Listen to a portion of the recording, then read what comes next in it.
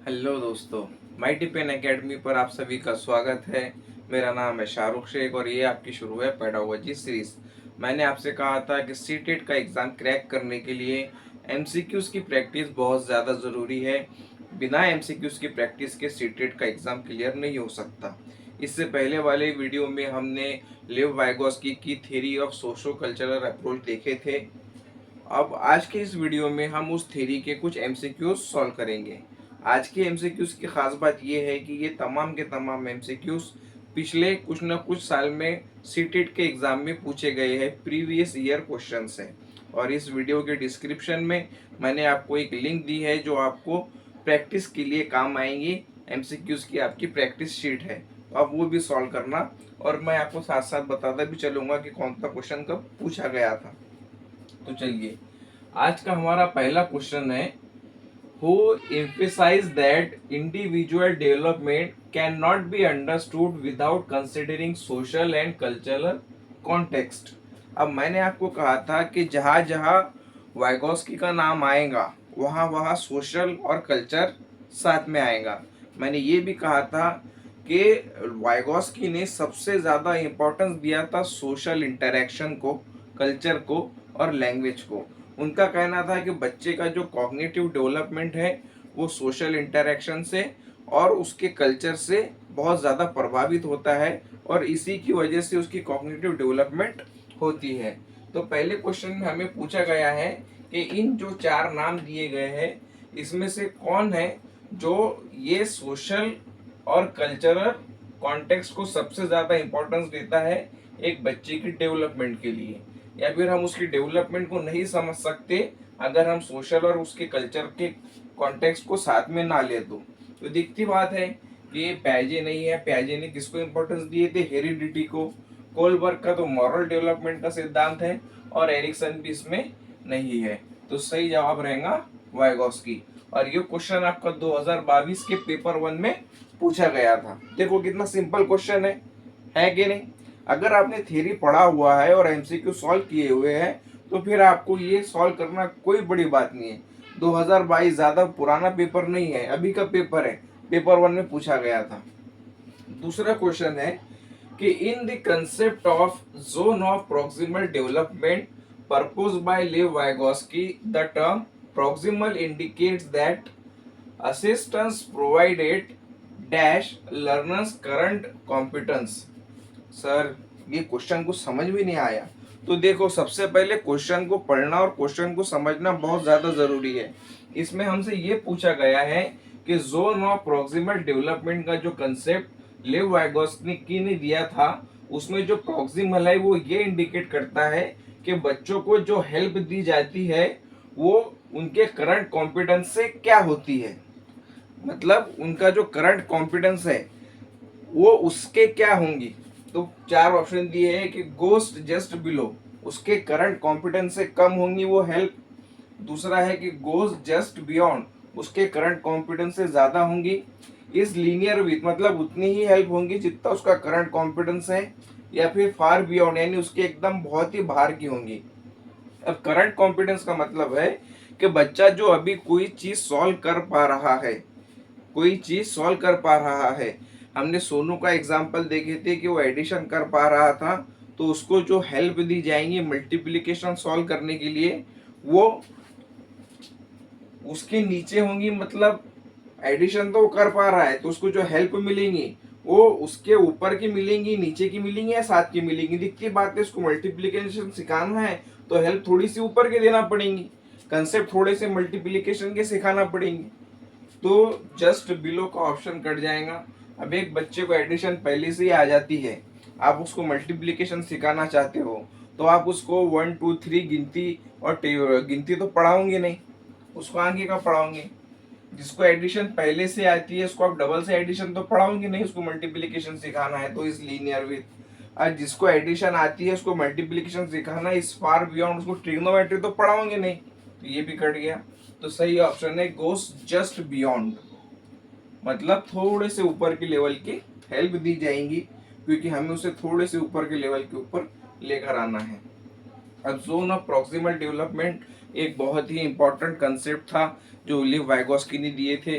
इसका मतलब क्या होता है कि बच्चे की वो संभावित डेवलपमेंट का क्षेत्र जो वो थोड़ी सी हेल्प के साथ में हासिल कर सकता है, उसे जोन ऑफ प्रॉक्सिमल डेवलपमेंट कहते हैं। अब क्वेश्चन नंबर 3 है कि according to Vygotsky MKO more knowledgeable others in the classroom can be. हाँ, ये जो दूसरा क्वेश्चन है ये 2022 में पूछा गया था पेपर 1 में। अब इसी तरीके से जो तीसरा क्वेश्चन है कि वाइगॉस्की के हिसाब से क्लासरूम में मोर नॉलेजेबल अदर्स कौन हो सकते हैं। अब ये क्वेश्चन 2023 में पूछा गया था पेपर 1 में। कितना सिंपल है, मोर नॉलेजेबल अदर्स कौन होता है, जो मदद देते हैं। जोन ऑफ प्रॉक्सिमल डेवलपमेंट का अपन ने कंसेप्ट देखे थे, स्कैफोल्डिंग का कंसेप्ट देखे थे, मदद देने को स्कैफोल्डिंग कहते हैं। और मोर नॉलेजेबल अदर्स वो लोग हैं जो बच्चे को मदद देते हैं या फिर कोई भी लर्नर को मदद देते हैं। तो ये हमने देखा था कि कोई भी इंसान जो उस रिलेवेंट फील्ड के अंदर अपनी जानकारी रखता है उसे मोर नॉलेजेबल अदर्स कहेंगे। ये ज़रूरी नहीं है कि वो बड़ा ही होना, टीचर ही होना। मैंने आपको ये भी बताया था क्या एक पोता अपने दादा को सेलफोन चलाना सिखाता है तो भले से वो उम्र में कम है मगर उसकी जो जानकारी है उस फील्ड में मोबाइल चलाने में उसके दादा से ज़्यादा है, इसलिए वो उस फील्ड में मोर नॉलेजेबल अदर्स होगा। ठीक है, only class teacher, only school principal, anyone with greater relevant knowledge, या फिर only an adult above 18, anyone with greater relevant knowledge, ये इसका सही जवाब होगा। ओके, अब क्वेश्चन नंबर 4 है हमारा कि zone of proximal development is distance between what A learner can do independently and what he can do with. मैंने जोन ऑफ प्रॉक्सिमल डेवलपमेंट का जो आपको डेफिनेशन बताया था, कहा था कि बुकिश लैंग्वेज में इस तरीके से लिखा जाता है कि जोन ऑफ प्रॉक्सिमल डेवलपमेंट जो है वो डिफरेंस है उस चीज़ का जो बच्चा पहले से कर सकता है जोन ऑफ एक्चुअल डेवलपमेंट के, और उस जोन के जिसके अंदर बच्चे की डेवलपमेंट हो सकती है जब उसे कोई मदद या गाइडेंस मिल जाए। तो 4 ऑप्शन क्या है, प्रैक्टिस एंड रिपीटेशन गलत, जो वो अचीव कर सकता है किसके साथ में, प्रैक्टिस और रिपीटेशन के साथ में नहीं, एक्सटर्नल रिवॉर्ड नहीं, रिटर्न इंस्ट्रक्शन अलोन नहीं, guidance from more capable others, guidance from more capable others, ये इसका सही जवाब होगा। ये क्वेश्चन पूछा गया था 2011 में पेपर 1 में। इसी तरीके से हम आगे की और क्वेश्चन अभी देखने वाले हैं। तो हमारा नेक्स्ट क्वेश्चन है क्वेश्चन नंबर 5 कि private speech in children eventually becomes, कि जो बच्चों में प्राइवेट स्पीच होती है वो इवेंचुअली क्या बन जाती है। मैंने आपको ये बताया था कि वाइगॉस्की की थ्योरी में जो लैंग्वेज वाला पार्ट है, जो उन्होंने 3 चीज़ों को सबसे ज़्यादा इम्पोर्टेंस दिया था, सोशल इंटरेक्शन, कल्चर और लैंग्वेज। तो जो लैंग्वेज वाला पार्ट है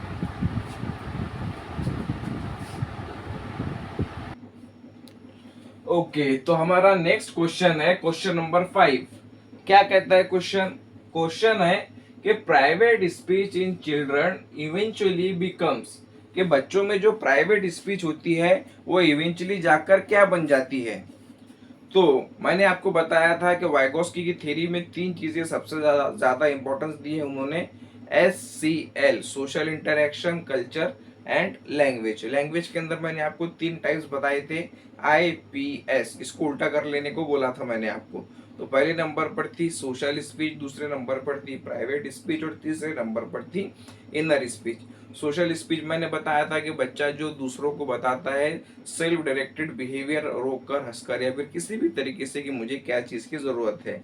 प्राइवेट स्पीच जब बच्चा खुद से ही बुलंद आवाज़ में, लाउड आवाज़ में बात करता है कोई भी काम करते हुए, जिसे सेल्फ रेगुलेशन भी कहते हैं।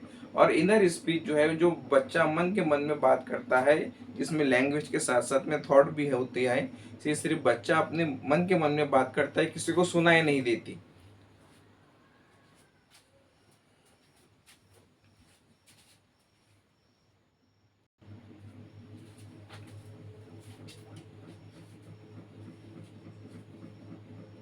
तो जो बच्चा अपने आप से बुलंद आवाज में बात करता है इसे कहा जाता है प्राइवेट स्पीच, यानी कि सेल्फ रेगुलेशन।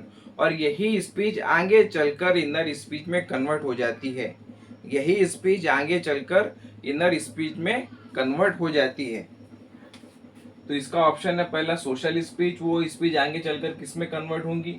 नहीं, सोशल स्पीच में कन्वर्ट नहीं होंगी, ईगोसेंट्रिक स्पीच में कन्वर्ट नहीं होंगी, डिसअपियर तो नहीं होंगी, इनर स्पीच में बदल जाएंगी, इनर स्पीच में बदल जाएंगी।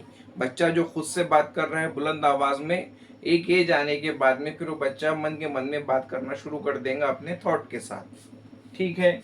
अब प्राइवेट स्पीच को बच्चे ईगोसेंट्रिक स्पीच भी कहते हैं। तो मैंने आपको बताया था कि ये दोनों दिखने के अंदर तो एक दूसरे के हममानी है, मगर जब ये दोनों ऑप्शन एक साथ में रहेंगे तो आपको प्राइवेट स्पीच को महत्व देना है, ईगोसेंट्रिक स्पीच को महत्व नहीं देना है। ओके, और ये क्वेश्चन 2015 में आया था पेपर 1 में। अब क्वेश्चन नंबर 6 है हमारा कि इन लेव वाइगोस्की's theory physical items such as calculator, computer as well as intellectual framework like language are called। अब कुछ याद आ रहा है? कल्चर के अंदर हमने पढ़ा था कि बच्चा कुछ उपकरणों का इस्तेमाल करता है जो दो तरीके के रहते, एक रहते हैं टेक्निकल, एक रहते हैं साइकोलॉजिकल। तो ये तमाम उपकरणों को क्या कहते हैं जो बच्चा यूज करता है? फिजिकल आइटम्स जैसे कैलकुलेटर, कंप्यूटर, लैंग्वेज, इन्हें क्या फिगरेशन मटेरियल कहेंगे? नहीं। कंसेप्ट मैप कहेंगे? नहीं। मेमोरी एड्स कहेंगे? नहीं। ये क्या रहते हैं? Cultural tools. और कल्चरल टूल्स भी कितने टाइप के रहते हैं? 2 टाइप के, एक टेक्निकल और एक साइकोलॉजिकल। टेक्निकल के अंदर पूरे डिजिटल चीजें आती है और साइकोलॉजिकल में जो लैंग्वेज वगैरह से रिलेटेड है। तो इसमें कैलकुलेटर और कंप्यूटर काय में आएंगे? टेक्निकल में। और लैंग्वेज किस में होंगी? साइकोलॉजिकल में। अब ये क्वेश्चन भी आया था 2022 में। देखो कितने सिंपल क्वेश्चन है, मगर आपकी थ्योरी क्लियर होंगी तभी आप एमसीक्यू सॉल्व कर पाओगे। अगर आपकी थ्योरी क्लियर नहीं होंगी तो आप एमसीक्यू सॉल्व नहीं कर पाओगे। इसलिए थ्योरी का क्लियर होना बहुत जरूरी है और उसके साथ में एमसीक्यूज की प्रैक्टिस होना भी जरूरी है। हमारा क्वेश्चन नंबर 7 है, according to Vygotsky basis of learning is. मेरे हिसाब से इससे ज्यादा आसान क्वेश्चन नहीं हो सकता। लिव वाइगोस्की की पूरी थ्योरी का मतलब ही ये था कि वो बच्चों को वो ये मानते थे कि बच्चों का जो डेवलपमेंट है, कॉग्निटिव डेवलपमेंट है, वो समाज के जरिए होता है, सोशल इंटरेक्शन के जरिए होता है। तो वाइगोस्की के मुताबिक लर्निंग का बेसिस क्या होगा? री इन्फोर्समेंट होगा? नहीं। ड्रिल एंड प्रैक्टिस होगा? नहीं। Changes in structure of schemas होगा? नहीं। ये होगा सोशल इंटरेक्शन के जरिए। ओके, फिर changes and structure of schemas ये किसका आ जाएगा? ये आएगा जीन पियाजे का। ओके, अब क्वेश्चन नंबर 8 है कि concept of intersubjectivity in Vygotsky theory reverse to. ये क्वेश्चन आया था 2023 में। अब आप बोलेंगे कि सर आपने हमें कंसेप्ट ऑफ इंटर सब्जेक्टिविटी पढ़ाए ही नहीं। मैं कहूँगा हाँ, मैंने आपको इंटर सब्जेक्टिविटी का कंसेप्ट जो है वो नहीं पढ़ाया, मगर आप थोड़ा सा कॉमन सेंस यूज करके भी इस क्वेश्चन को सॉल्व करते हो। आपको नहीं समझ में आ रहा क्वेश्चन, कुछ क्लिक भी नहीं हो रहा दिमाग में, तो ऑप्शन पढ़ना। पहला ऑप्शन है कि सब्जेक्टिव बायस इन एग्जामिनेशन। तो इसका कुछ लेना देना वाइगोस्की की थ्योरी के साथ में है। सब्जेक्टिव बायस का तो कोई लेना देना हमारी थ्योरी के साथ में नहीं है, तो ये पहला ऑप्शन यहीं पर ही कट हो गया। फिर दूसरा है कि shared understanding between learner and teacher, या फिर एनकेओ मोर नॉलेजेबल अदर्स। हाँ, इसका थोड़ा लेना देना है, मतलब लर्नर के और मोर नॉलेजेबल अदर्स के बीच में का जो एक ट्रस्ट है वो, तो ये हो सकता है। चलो ठीक है, इसको रहने देते। अब सी है कि इंडिविजुअल कंस्ट्रक्शन ऑफ नॉलेज, मतलब इंडिविजुअल कंस्ट्रक्शन ऑफ नॉलेज। मगर वाइगोस्की ने तो कहा था कि सोशल इंटरेक्शन के जरिए बच्चा नॉलेज को कंस्ट्रक्ट करेगा। ये तो पियाजे का पॉइंट हो गया, तो ये भी नहीं होगा। अब जो हमारा चौथा ऑप्शन है इनर वॉइस ऑफ चाइल्ड। हाँ, इनर वॉइस ऑफ चाइल्ड मतलब इनर स्पीच, ये भी हो सकता है। अब हमें बी और डी में से देखना है। तो इंटर का मतलब होता है जहां पर दो चीजें आएंगी, तो दो चीजें कहां पर आएंगी? बी के अंदर। तो आप इसको टिक कर देंगे। मगर सर ये तो तुक्के मारने के जैसा हो गया। हाँ, मगर मैंने आपको बताया कि सॉल्व करने का तरीका ऐसा भी रह सकता। सर अब इंटर सब्जेक्टिविटी का कंसेप्ट हमको क्लियर कर दो। चलो क्लियर कर देता हूँ। इंटर सब्जेक्टिविटी इस चीज को कहते हैं जब जोन ऑफ प्रॉक्सिमल डेवलपमेंट में जब हम बच्चे को कोई चीज सिखाते हैं, जो कोई डेवलपमेंटल टास्क उसको सिखाते हैं, तो बच्चा और टीचर इन दोनों के बीच में जो एक भरोसा होता है उसको कहा जाता है इंटर सब्जेक्टिविटी, सिंपल भाषा में। अब एक फादर अपने बच्चे को साइकिल चलाना सिखा रहे हैं, बच्चा साइकिल चला सकता है, ये उसका जोन ऑफ प्रॉक्सिमल डेवलपमेंट है। ये हेल्प जो उसको दी जा रही है ये स्कैफोल्डिंग है, और उसके पप्पा उसको साइकिल चलाना सिखा रहे हैं तो वो मोर नॉलेजेबल अदर्स है। अब बच्चे के बीच में और बच्चे और उसके फादर के बीच में अगर ये ट्रस्ट ही नहीं है कि ये मेरे को पीछे से गिरा तो नहीं देंगे, बच्चा ये सोच रहा कि ये मेरे को छोड़ तो नहीं देंगे, तो उसकी अगर वो ट्रस्ट ही नहीं है तो फिर ये प्रोसेस पूरा कंप्लीट होगा ही नहीं। तो इंटर सब्जेक्टिविटी किसको कहते हैं कि दोनों के बीच में एक अंडरस्टैंडिंग है कि मैं, फादर को पता है कि ये बच्चा सीख लेगा, बच्चे को पता है कि ये मेरे को गिरने नहीं देंगे। इसको कहते हैं इंटर सब्जेक्टिविटी। ये आपका था क्वेश्चन नंबर 8, ये 2030 में पूछा गया था। ओके, तो यहाँ पर आपके 8 एमसीक्यूज मैंने आपको सॉल्व करवाए जो पिछले पूछे गए थे, पिछले कुछ साल के सीटेट के एग्जाम में। ये प्रीवियस ईयर क्वेश्चंस थे। इसी तरीके से आपको एमसीक्यूज की प्रैक्टिस करते रहना है, थ्योरी भी क्लियर करना है, एमसीक्यू की प्रैक्टिस भी करना है। मैंने इस वीडियो के डिस्क्रिप्शन बॉक्स में एक लिंक दिया है आपको एमसीक्यू प्रैक्टिस शीट का। आप वो तमाम एमसीक्यू सॉल्व करो और अपनी प्रिपरेशन को शुरू रखो। वीडियो पसंद आया होगा तो इसको लाइक करना, चैनल को सब्सक्राइब करना, और जो कुछ भी आपके दोस्त टीचिंग एग्जाम की प्रिपरेशन कर रहे हैं उनके साथ में इस चैनल को शेयर करना। Thank you.